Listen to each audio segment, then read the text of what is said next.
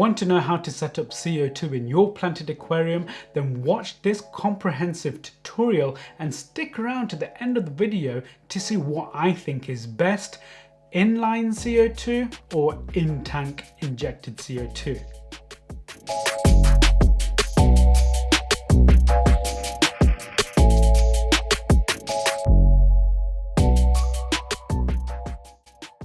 Ladies and gentlemen, welcome back to another episode of Natquascape.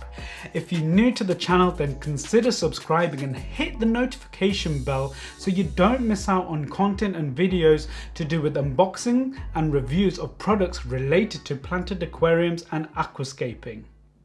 Also in the channel, expect to see how I set up different type of aquascapes, whether they be low, medium or high tank planted setups. Let's go through a checklist of what you'll need to set up CO2 in your planted aquarium.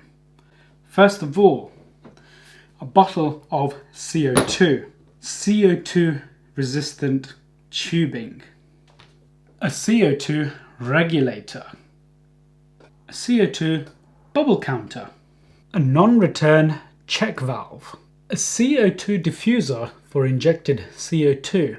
Here I have two, inline and Intank, a CO2 solenoid, a timer, CO2 check solution, CO2 drop checker to hold the CO2 drop checker solution. Yeah, let's talk about CO2 bottle. You can get branded ones and unbranded ones. Some are refillable and some are for one use only. So which option you go for really depends on how quickly you're going to get through your CO2 bottle and working out the cost of refilling your bottle and getting a new bottle as well. CO2 tubing. You need to get CO2 resistant tubing. Why? You will get some water coming through the diffuser, up the tube and to the non-return check valve. Okay. CO2 produces a small amount of carbonic acid when it comes in contact with water. Therefore, if you don't have CO2 resistant tubing, then eventually the tubing will degrade, okay, because of the carbonic acid. You can use kind of CO2 resistant tubing, but you're just going to have to keep an eye out on your tubing over time.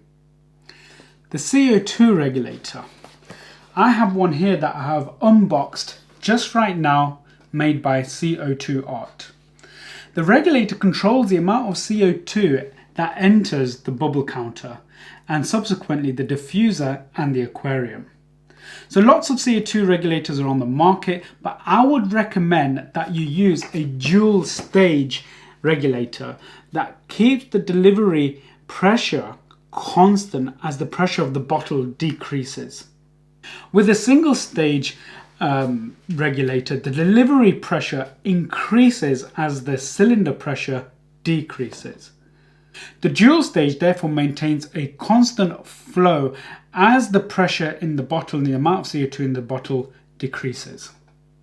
CO2 regulators come with a valve to adjust the amount of CO2 that is going into the aquarium. This is what we refer to as the needle valve. Here is a tip. If you use certain CO2 diffusers in the tank, some of these need a high working pressure for you to produce bubbles. If you get a bottle and you feel that actually you need to increase the working pressure, normally on the top of the bottle, okay, you'll be able to use an Allen key to adjust the working pressure on some bottles. The bubble counter. CO2 will go in, producing bubbles. You can count the bubbles. CO2 will leave, going out of the bubble counter into the diffuser, producing bubbles of CO2 in your aquarium. There's different types of CO2 bubblers. This is an old one that I have that I got with a CO2 kit. I actually prefer some of these new style bubble counters. Found this bubble counter really good. really has never leaked on me before. So yeah, highly recommend this kind of style of bubble counter. You can buy this from Horizon Aquatics. Check out the website. I'll leave a link to their website in the description. Just to be comprehensive, I'll also stick another check valve in, and I'll talk about check valves in due course. However, with this new CO2 Art dual stage CO2 regulator that I have an inbuilt bubble counter. Just gonna make everything more slick, more manageable, and more tidy. So bubble counters are designed so you can count the amount of bubbles per second. So then you can gauge and monitor how many bubbles you need per second to reach 25 to 30 micrograms per mil or milligrams per liter of water, what we call parts per million. The solenoid basically can plug into a timer so you can control when CO2 comes on and when CO2 goes off. You don't need CO2 during the night because plants no longer photosynthesize in the absence of sunlight. Depending on the size of your aquarium and how much bubbles per second you need to reach 25 to 30 milligrams per liter, ppm, you can turn on the CO2 1 to 2 hours before the lights come on, and then you can turn off CO2 1 to 2 hours when the lights go off. And you can control that by plugging in your solenoid into a timer. The check valve stops water from entering the manifold or the CO2 bottle. You must have a check valve. CO2 diffuser. You will need a CO2 diffuser. I have tried over 10 different types of CO2 diffusers, including the ADA one. I have a few here. So once upon a time, I bought this CO2 diffuser because it is known to create a really fine mist of CO2. But in order to create that fine mist of CO2, you need a high pressure. So make sure your cylinder is capable of producing a high pressure of CO2 that can come into your manifold in order to produce that fine mist. However, look no further because I can confirm to you that you don't need to look at any other Intank CO2 diffusers. The Neo diffuser is the best one you can choose if you're going to use the ceramic disc type of diffuser in your aquarium. It doesn't cost much. Okay, the clear parts are made out of plastic, so they're less prone to break. It's really reliable, beautifully simple design. It's really effective because you get really good tiny CO2 bubbles for maximum CO2 diffusion and dissolution in your aquarium. So just get the Neo diffuser, you won't regret it. If you're using inline CO2, then look no further. Go for this CO2R inline diffuser. Basically what happens is this fits into the outlet of your aquarium filter. So it diffuses CO2 via the outlet pipe. The timer.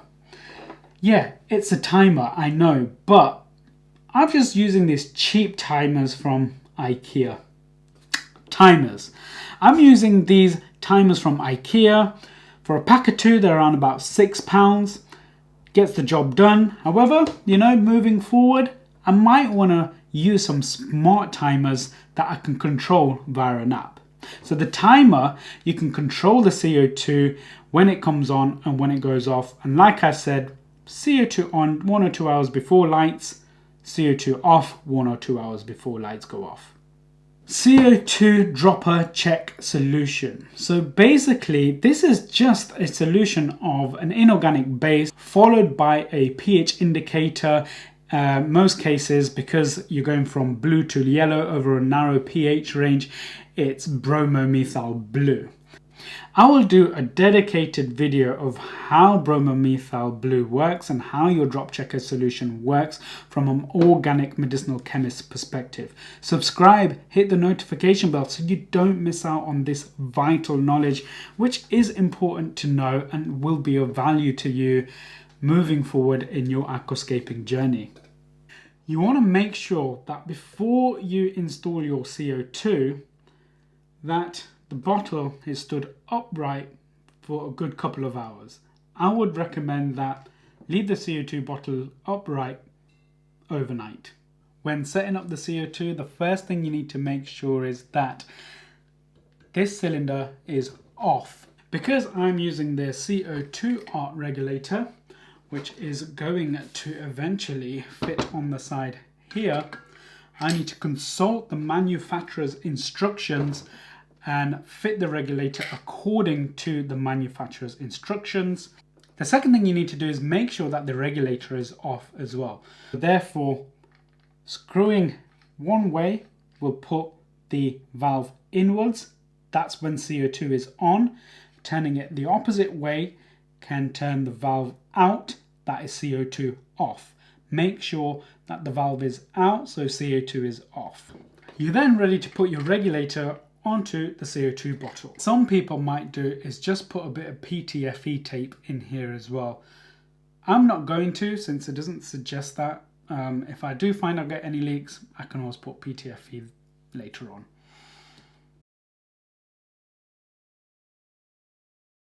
Make sure you tighten this nut up with a wrench or an adjustable spanner. So this CO2 regulator has the gauge, the bubble counter and the solenoid all in one. Here is a tip. I have bought all of this in separate parts, meaning a separate solenoid, separate bubble counter, separate gauge. And looking back, actually, buying all those parts separately costs more and it is more fiddly. My advice, buy once, not twice. Get the CO2 art regulator or something that has an all-in-one system. It's more compact, it's neater, it's reliable, and you won't have to mess around with having tubing everywhere. In fact, it works out cheaper to buy this all-in-one system than separate parts. So I'm not sponsored by CO2 art or anything. I've used this before. I'm never going to use anything else ever again.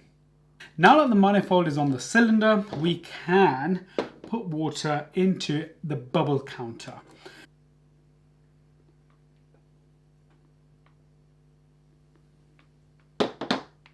With the water in place, all I need to do now is fit this on and the tubing. Now that we got the waterfall in there, we can put that part back on. Make sure it's nice and tight, okay, because again, we don't want the gas to leak. We can then take off this top part.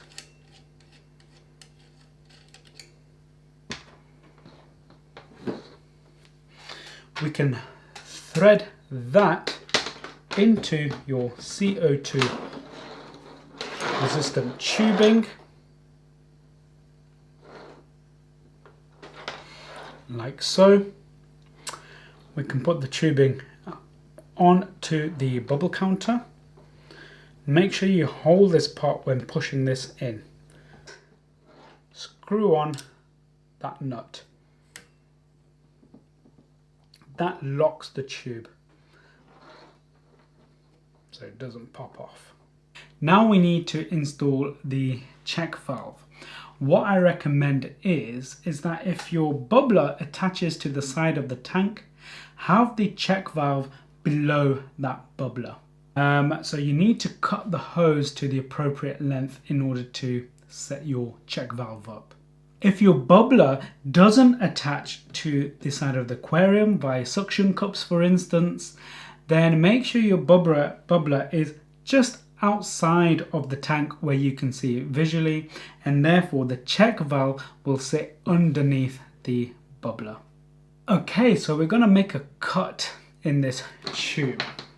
So whenever making cuts in tubing, always, and that could be aquarium filter hose as well, always bend the pipe and then cut. That way you ensure you get more or less a straight cut. You need to make sure you install the check valve in the right orientation. There's normally an arrow indicating the flow. So make sure if CO2 is coming out, you get this in the right orientation so that the arrow is pointing towards the diffuser.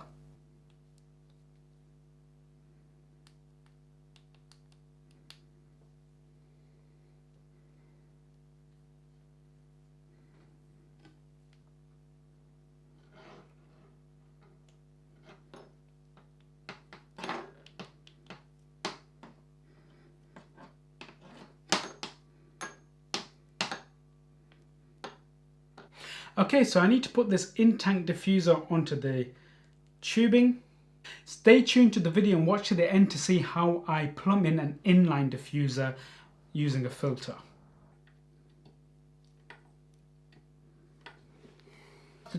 So that's the tubing on. I can then just fit this onto the tank in the required position. I recommend that you fit the diffuser at the opposite end to where water is being pumped into the aquarium. We can then plug the solenoid into the mains. A word of precaution, do not switch the solenoid on at this point. Make sure that the cylinder is still off. Make sure that the pressure gauge is off. Make sure that the needle valve is fully closed. Okay, now we're ready to open up the cylinder and monitor the gauges.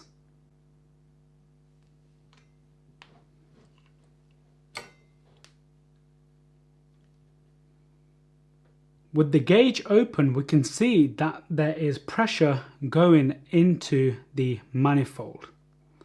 To check that this manifold isn't leaking, close the main cylinder. And we need to monitor this gauge. If this gauge fluctuates, then that means there is a leak somewhere in the system. So it's been 30 minutes and the needle on this gauge has not moved with this cylinder closed. So I can open that back up. I know there isn't any leaks. Now it's time for me to set the working pressure. So this is the pressure coming out the cylinder. This is the working pressure. The pressure that's going to go into the tank. So as per the manufacturer's instructions, if you're using your reactor, set the working pressure to 10 to 20 psi. For ceramic and basic diffusers, like the one that I'm using today, the Neo diffuser, set the working pressure to 20 to 30 psi. And for high pressure atomizers or inline CO2 diffusers, you can set the working pressure to 30 to 40 psi. So this one needs to be set between 20 and 30 psi. So I'm going to go for around about 25.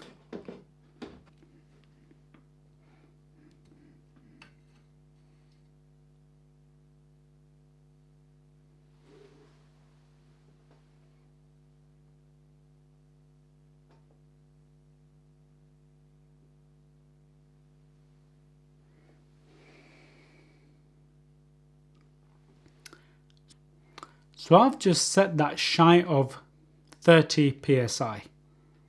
I'm pretty sure that this needs to be plugged in order for the valve to work. The solenoid is plugged in. I can see there is a little red light that switches on to let me know that that's plugged in. I can then adjust the needle valve here to control the bubble count.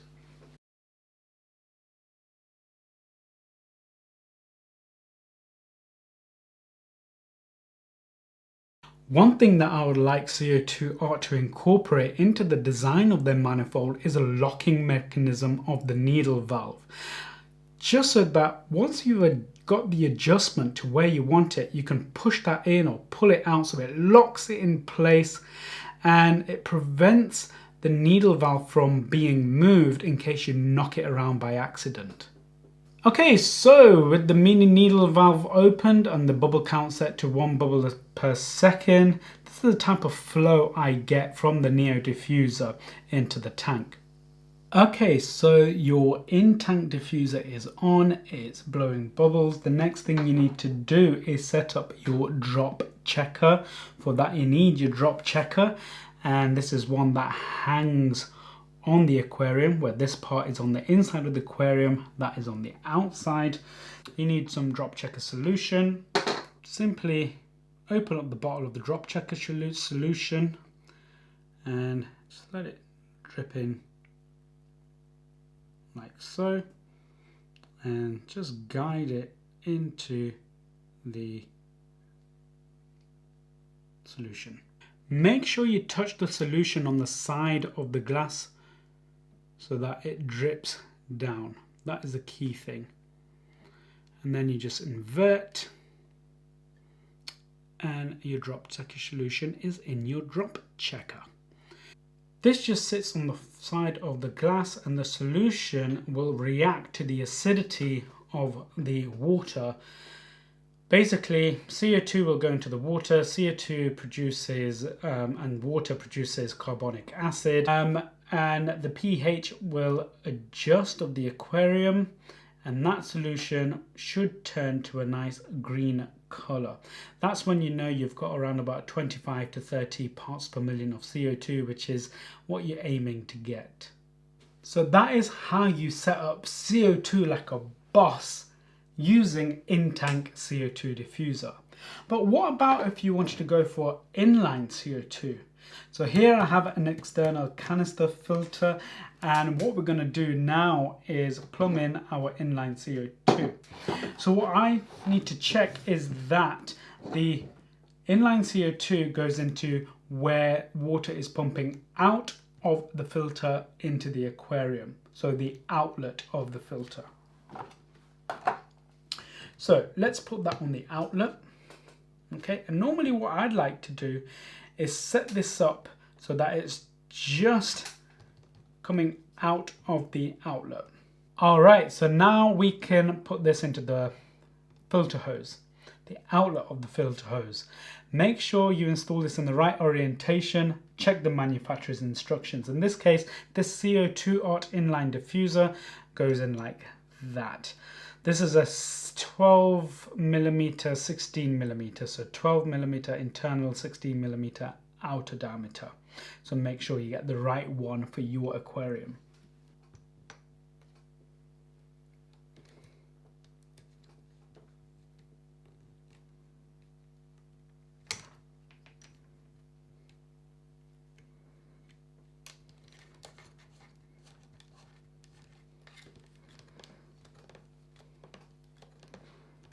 Okay, with that in place, you are now ready to plumb in the cylinder to the diffuser.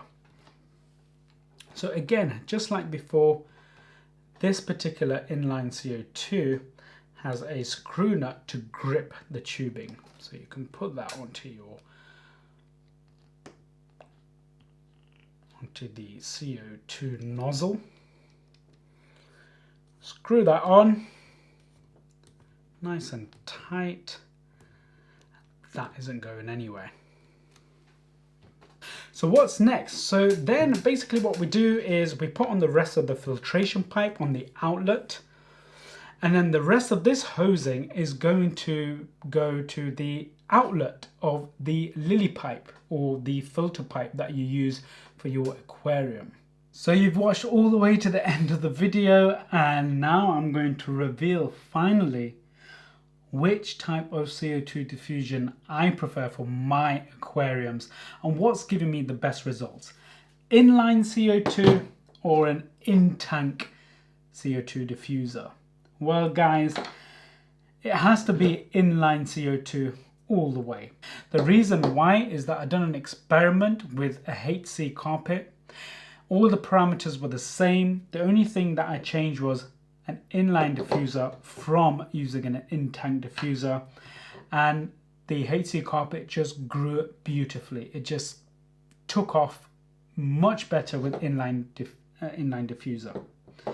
Obviously, an inline diffuser only works if you have a good filter and your filter is clean and the flow of the filter is good as well. Thank you guys for watching today's video. If you like the content of the video and the tutorial on how to set up CO2 like a boss, then please subscribe and hit the notification bell so you don't miss out on further content where I do other setups and other tutorials. In next week's video, I'm going to be showing you how to set up lights on a timer and a dimmer.